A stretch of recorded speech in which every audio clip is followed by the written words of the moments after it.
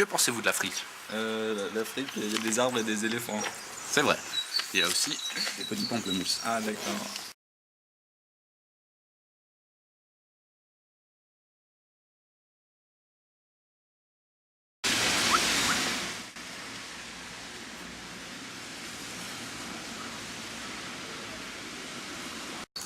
Que savez-vous de l'actualité de l'Afrique? Rien.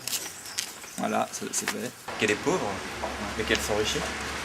Je pense à l'Ouganda, mais malheureusement le Niger depuis quelques années a été un petit peu oublié par les actions humanitaires qui ont été organisées à travers le monde. Mais ça revient là depuis quelques années. Il me semble que Médecins sans frontières est de nouveau présente au Niger depuis la famine là, d'il y a 2 ans.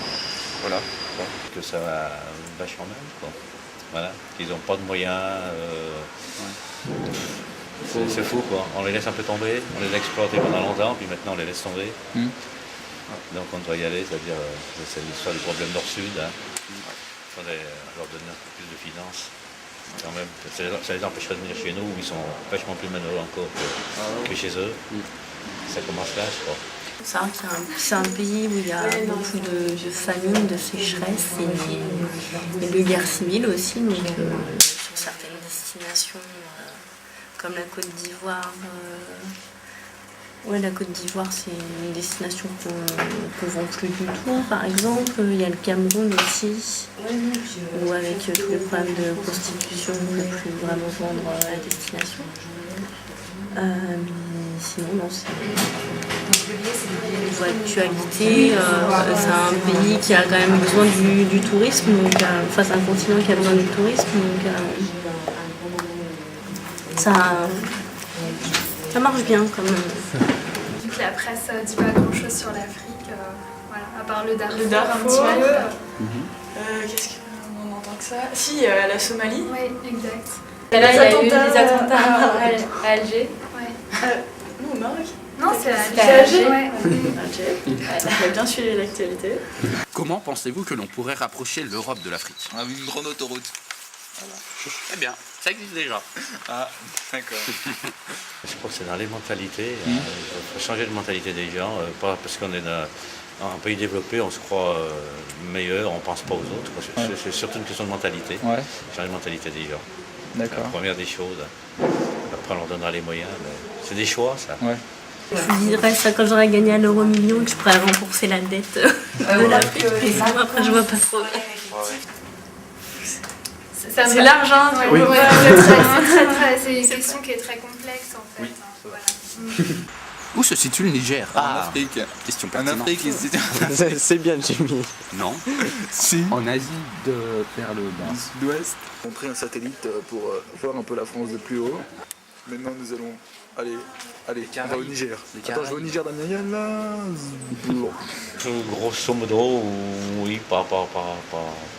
Je sais que c'est assez mal en fait. Hein. Enfin, ils ont une partie de côte. Hein. Non, Niger, pas du tout. Ils sont coincés. Au centre, ouais. La géographe. Juste au-dessus. Ouais, moi je vois où il est, mais je sais. Il est dans la moitié nord en fait. Ouais. Ouais. Plutôt centre de la moitié nord. En fait, il y a la petite boursouflure là, je dirais. Ouais, voilà. Étudiez la géographie. Montre-nous le Niger, s'il vous plaît. Le Niger. Je le trouve. Oui, bah, montre-nous le Niger. Ah, Bruno, bonne réponse. Il est au milieu, de toute manière. Là, C'est ça le Niger. Et nous, on va là. Là, nous, on part là. Voilà. Ouais, attends, non. Nous, on va à Tripoli, on passe par là. On va passer comme ça. Et voilà. Notre trajet en avion par les trucs bleus. Êtes-vous déjà allé en Afrique? Oui, en Tunisie. Non, mais bon, je m'intéresse pas mal des choses. Je cotise, je leur envoie des trucs pour le Darfour, les trucs comme ça, l'Éthiopie, voilà. D'accord. Il faut savoir que ça existe. Je suis allée au Mali, et puis en Afrique du Nord, donc Maroc et en Algérie. Qu'en avez-vous retiré? Il fait chaud et on peut bronzer. On a beaucoup de choses à apprendre déjà des Africains, étant donné qu'ils sont assez humbles et ils sont vachement accueillants. très accueillant, donc ouais, voilà. Qu'est-ce qu'on peut dire? Est-ce que nous, quand on construit des écoles là-bas, est-ce que c'est de ça qu'ils ont besoin en premier? On va en Afrique, on construit quelque chose et par exemple on construit un dispensaire ou une école et ils vont s'en servir comme un garde-manger pour mettre leurs céréales ou autre chose. Enfin, c'est pour ça qu'il faut vraiment que ça soit fait en lien avec la population, vraiment étudier leurs besoins.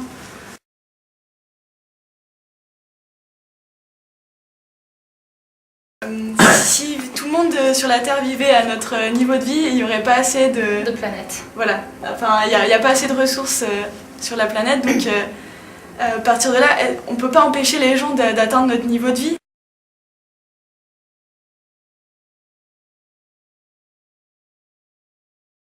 Des effets pervers des bonnes intentions, Voilà, par exemple avec distribution de cahiers de stylo.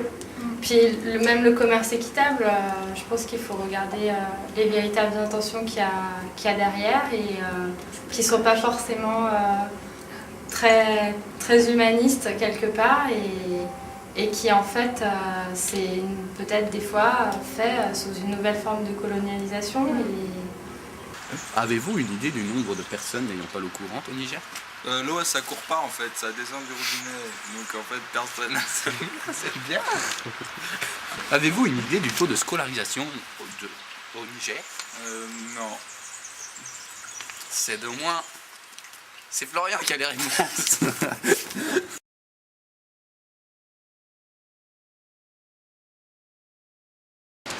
Bah, on avait été surpris par l'accueil qu'on avait reçu au Niger, puisque on avait eu le sentiment d'avoir non pas été accueillis comme